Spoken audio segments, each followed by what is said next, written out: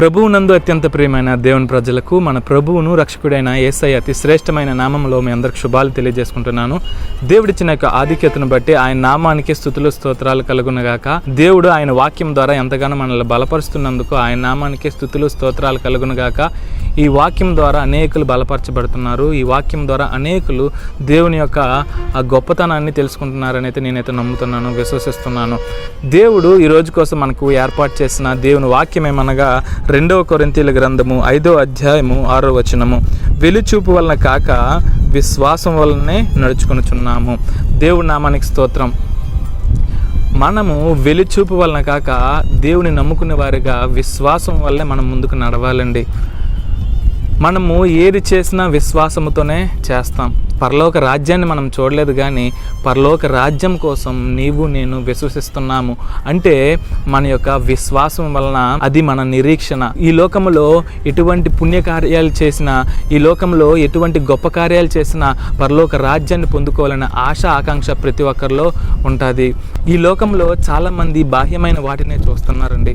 ఈ లోకంలో ఆకర్షణీయంగా ఏదైతే ఉంటారో దాన్నే వెంబడిస్తున్నారు.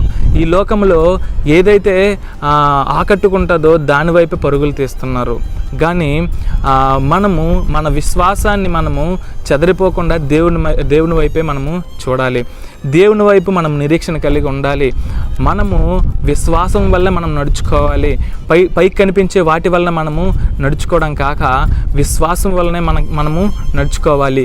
ఈ లోకం మనకు కనిపిస్తుందంటే ఈ లోకంలో అందరినీ చూస్తున్నాము, మనము చూసిన దానికి ఎక్కువ ప్రాధాన్యత ఇస్తాం. మనము ఎప్పుడు చూసిన దానికి ప్రాధాన్యత ఇవ్వకూడదు. మనము కేవలము విశ్వాసం వల్లనే మనము నడుచుకోవాలి. విశ్వాసం వల్ల నడుచుకుంటేనే మనము నిత్య రాజ్యాన్ని మనం పొందుకోగలము. దేవుడు లేడని మనం ఎంతగానో ఈ లోకానికి ఆకర్షితులం అయిపోయి ఈ ఉన్న జీవితాన్ని ఆనందించుకోవడానికి దేవుడిని విడిచిపెట్టి మన యొక్క సొంత సుఖ శాంతుల కోసము, లేదంటే మన సొంత సౌఖ్యాల కోసము, మన సొంత ఆనందాల కోసము దేవుని విడిచిపెట్టి మనము లోకాన్ని వెంబడిస్తున్నాం. ఈ కనిపించే వాటిని వెంబడిస్తున్నాం. ఈ యొక్క సమాజంలో చూస్తున్న వాటిని మనం వెంబడిస్తున్నాం. అనేకులు చేస్తున్న వాటిని మనం వెంబడిస్తున్నాం. కానీ మనము దేవుణ్ణి వెంబడించడానికి మనము వెనుదిరుగుతున్నాం.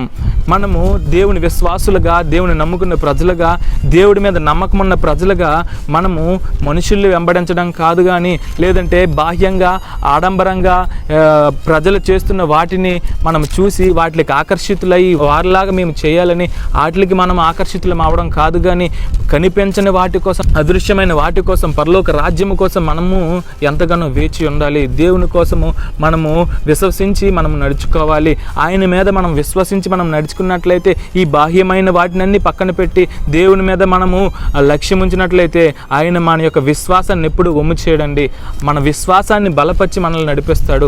మన విశ్వాసాన్ని స్థిరపరిచి ఆయనలో మనల్ని నడిపిస్తాడు. ఆయన మీద విశ్వసిస్తే మనము ఎన్నడూ మనము సిగ్గుపడము. ఈ లోకంలో బాగా కనిపించిన దాన్ని మనం విశ్వసించామనుకోండి, అది ఎప్పటికైనా మనకు మోసమే.